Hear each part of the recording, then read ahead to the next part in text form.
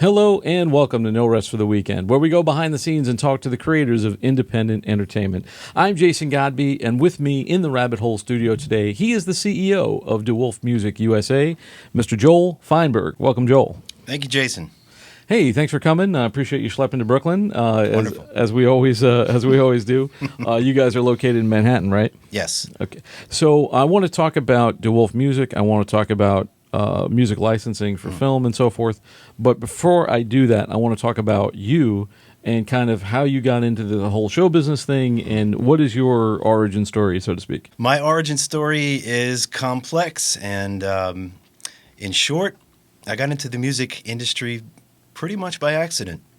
I had been a lifelong musician. I went to music school, college, practiced. I lived in a rehearsal studio for most of my collegiate career.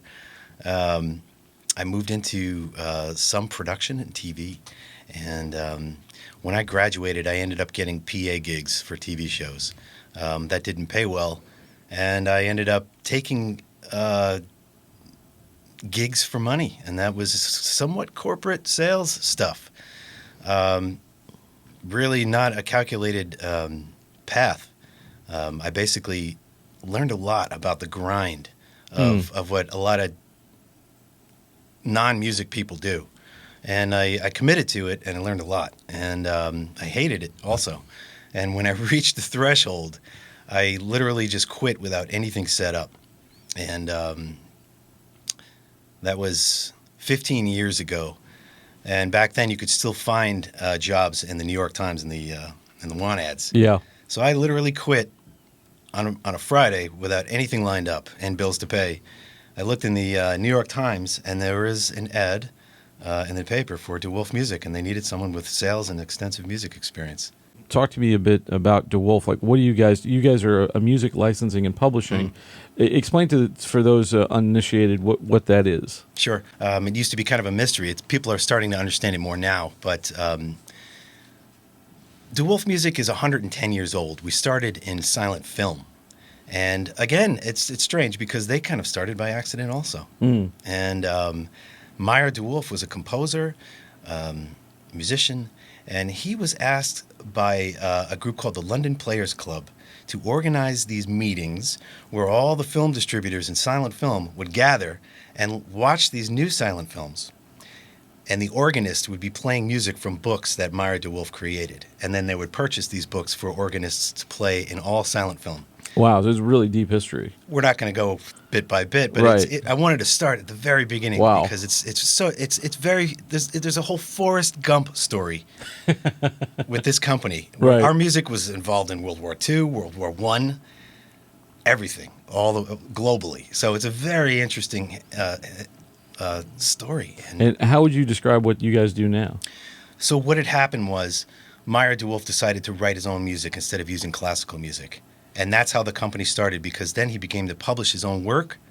Fast forward to 30, 50 years when recorded music started happening, we started recording our own music and stockpiling that and relicensing that. That has turned into what is known as library music. And that is a big business, and that's a big part of our business. Now, what it is functional music that covers any genre you can think of, any sound, any mood, any feel, and it functions for film and TV to work as the score, to help move the emotion along, to help move the story along.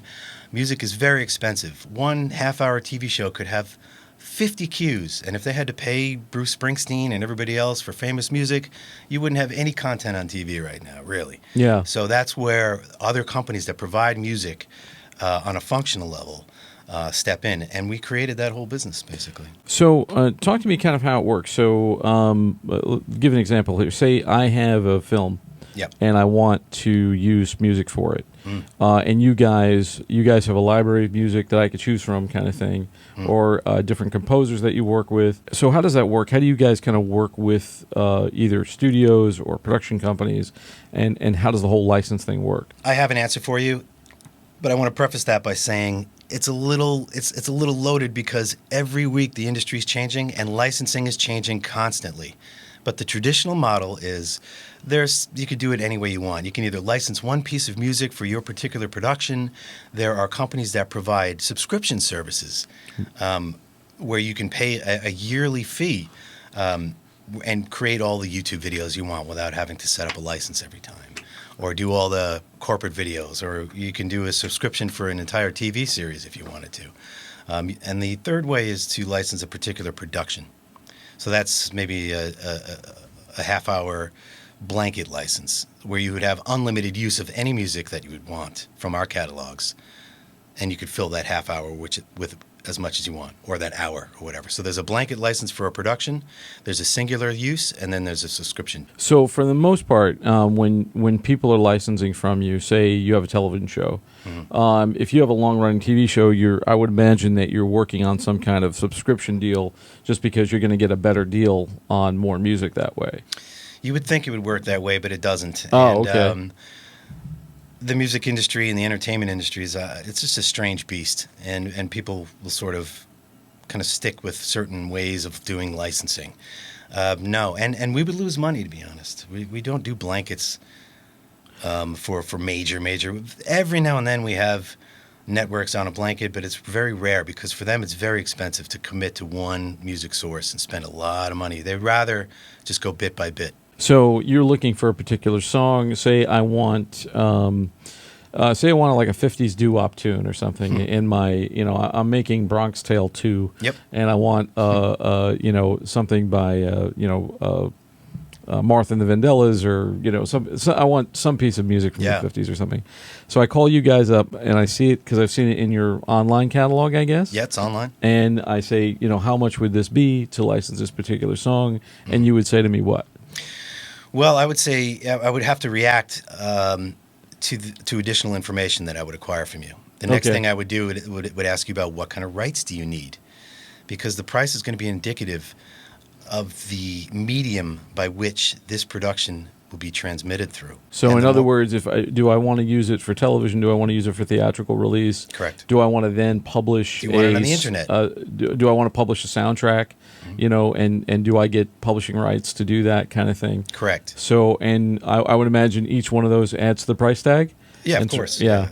And bells and whistles, right? Right. So I imagine that every different project, there's no if I have this project, I just look and it's this. A rate card, yeah. Yeah.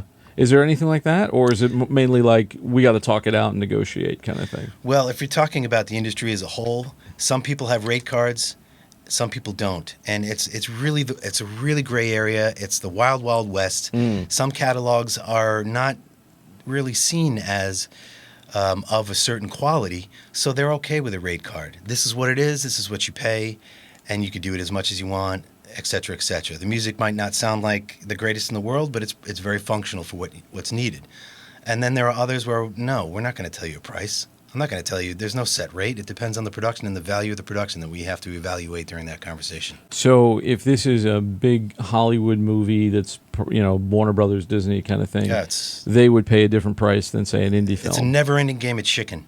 Really? Of course. So so if I'm a creator and I want music for my movie and I need to go through a licensing company, what's the best way for me to find out, because some people will write a piece of music into a script, for instance, which is different than what we're talking about. But no, I mean, like they'll say, we're going to use Nowhere to Run To, and it's going to be play over this sequence.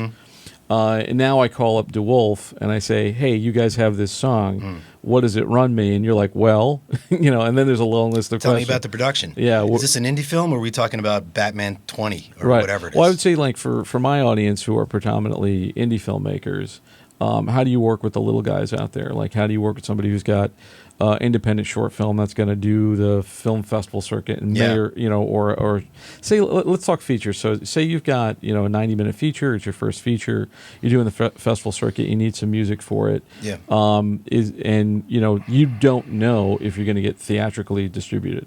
Right. So is there kind of a renegotiation then? Like, do you say, well, if you want to use it for your festival run, this is fine, you can use it for this amount, but if you get theatrical distribution and or VOD Yeah. or something like that, then there are all add-ons to that if you still want this particular tune. Yeah, we do a lot of independence. I mean, we just did Spider-Man too, Homecoming, but we do a lot of independence as well. I would say more than the big tickets. Only they're few and far between. So I do a lot of these independent negotiations, and the short answer is it's really relationship skills on both sides. I need to understand where this person is coming from, because let's face it, it is a game of chicken, and there are two participants. So the indie people, I mean, very often, a lot of these people are asking for things they don't even need, but they just want it to be covered. Right. Which is ignoring the value of the copyright, of what this music is doing for the value of your production. So I have to be really careful when I'm feeling out independence to find out whether are you lying to me or not? Yeah, is this indeed going to be, like a straight to Amazon thing, or are you going to get theatrical, and then you have to find some way of knowing what's going to happen in the future, because most of the time they don't know. Right. When you make a film and you make your first feature and you're doing the festival circuit, you have no idea if you're going to get picked up or not. You can only hope, and and that's probably why a lot of those guys avoid using licensed music, I would say. I've personally never written a script to saying we're going to use this song, because I know how expensive music is. Yeah. And I know that you've just, quintupled the budget often, trying, if you want one song, it was particularly if it's a popular song or a song that was a major release somewhere. Yep. Give me an example. You mentioned Spider-Man. Talk to me about the range of projects that you guys have worked on, just so we know, where you're coming from, so to speak. Yeah, and again, it's changing, so it's so interesting right now, where I'm finding new avenues for what we do. Traditionally, the big films, Spider-Man, you'll see us in a lot of Netflix stuff, a lot of broadcast TV. There's a whole other bunch of levels of licensing that is great for the business. It might not be the most glamorous thing in the world, but we do a lot of things on college levels. The government, they make all sorts of content in the military branches, educational sectors. I have a list of 9,000 colleges. They all need music for their content, for teaching kids. They all have to license music to educate and also to market. So it goes on and on and on what you can do. And now I'm getting into really crazy stuff beyond that stuff. So if I'm say I'm a filmmaker, or say I've got a web series or something like that. It's going to go on YouTube and Vimeo and Facebook. And I want to work with you guys. I'm an indie guy. I don't have a lot of budget. Yeah. Why am I going to work with licensed music as opposed to just hire my own composer and create original music for my piece? What are some of the benefits in that? I was thinking about that question, and I can answer that, but I can also say that they don't necessarily conflict with each other. Most of the time, can use both. Most of the time, it's in tandem, and the reason being is that when you're crafting a score with a composer, there's all sorts of challenges that they have that we don't have. There's a lot of challenges that we have that they wouldn't have. So they can write whatever they want to any amount of time. We don't have that. We have pre-recorded music. That's a different game. We can get it done in one day. We could score a whole film in a day. What happens if there's a million different things that could go wrong when they're scoring that, and the tastes could change from the producer after the person's already written something. And deadlines are deadlines. Right. So that's where we come in, so we can complement each other. Also, I think a lot of people now, there's this sort of sense of realism in films, and people are using a lot of diegetic music. Yes. So it's embedded into the scene, and, it's a popular tune, or it's, if you want to, you're having this female empowerment movement, and she's listening to some Adele on her MP3 or something like that. Yeah. You're not going to get the same feeling from a score. Which was recorded in our studios, by the way. You're kidding me. Yeah, we did 21 in our no kidding, Angel Studios in London, in Islington. That's awesome. Anyway. So I also wanted to kind of talk to you about the reverse end. So say I'm a composer and I want to get my music licensed, because one of the ways that people who create music can make music is through licensing their music for film and television. Yeah. In fact, it's usually one of the best ways. Get get that song on a commercial, get it on a film or a TV show. People are breaking through licensing. So how do you Artists. guys work on that end? And how, if I were a composer and came to you and said I want to license my music, or you guys wanted to license a particular piece of music for me, how would that work? Well, I'm flooded with emails constantly, and that's a daily process of going through the emails when I can. Some of it's just random and luck because there's so many of them. And sometimes I'll click on music and I'll just know right away that this is the right sound and the right feeling that's going to be universal enough to actually work in a multitude of. You can kind of hear when something. I just know it. Yeah, I've been doing it for so long. You can hear, and you can tell by the arrangement style. You can tell by there's some subtle things that we know right away. This is good. And are these mainly like symphonic pieces that you're like? No. Like these are songs. They're all over the place. Yeah. Okay. It could be symphonic. The library game now is not just about background music. That's why I was saying things have changed so much. In fact, there really is no difference anymore. All it is a set of ideals that were put in place before technology had caught up. So now we're in a situation where the music sounds exactly the same, but the studios don't want to pay the same rates, so they have to put it in a box called library music. So this band that just came out, and they're going to make a little more money on a licensing thing because they're a band, even though the music sounds might even be better on the library side nowadays. But so you have to. The game has changed a bit. Like, what kind of agreements do you have with people where, so say, you have composers coming to you. Yep. Is it like, I mean, I know that years ago with ASCAP and BMI, you had a certain type of license where if your music got played X amount of times on radio, if you got played on jukeboxes or whatever, you got residuals from that. Yep. Does it work like that for you guys as well? Yes, absolutely. There's residuals on TV. There's residuals on radio. There's residuals on film outside of the United States. It's crazy. If your music is in a film, you don't get residuals in the United States, but everywhere else in the world you do. Interesting. So you get like a one-time Crazy. thing. They don't pay for performance royalties in a film. I thought it's mind-blowing. And you don't get performance royalties on a commercial. Rarely. Wow. Commercials with songs that are playing over and over again, you get no residuals. And ASCAP last year, on stage, I think the reasoning for it is because nobody watches commercials. This is the music industry. I mean, the music industry and the film industry have never been really kind for the people who make up the majority of the content for it. Yeah. I'm going to wrap up shortly, but okay. if filmmakers want to approach you, or if somebody's never done this before, they've never had to license music before, and they look down the DeWolfe library and say, these guys are great, I want to work with them. Or what if they've never done it before? What kind of advice would you give somebody if this was their first kind of time out? And saying, I've never had to license music before, right. but I think it's right for this project. What would you tell them? Understand the medium that the rights that you need before you go into the call. It makes it so much easier because you don't want to get caught not understanding what you actually need. And then getting hit with, I have to pay for internet rights, or I have to pay for something else. I didn't realize that. Film festival rights, I can't do it worldwide. You can't just add that in there. Understand a little bit of that. Then you could go in with your budget and say, look, I need these rights. I have this amount of money. I'm an independent person. Are you going to work with me or not? Because I really like your music and it's great. 9 times out of 10, they're going to be like, yeah, dude, you're awesome. Let's do it. But if you're wishy-washy and you come back, then there's going to be doubts that, is this person trying to get one over on me? Because you just added 10 more rights and he's saying this is all the money he has from the get-go, and now he wants more. So it's a two-way street. We're trying our best to accommodate everybody.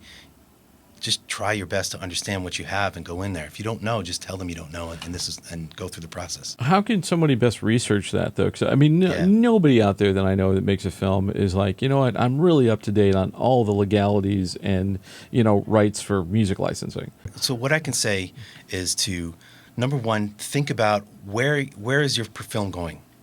Think about that before you even call anybody. If you're unaware or unsure of what type of licensing rights are out there, you could call even my website some of these websites of licensing companies, that's a good place to start. In the FAQ section, will give you all the basic tools you need before you even make that call, so you can arm yourself with a little information.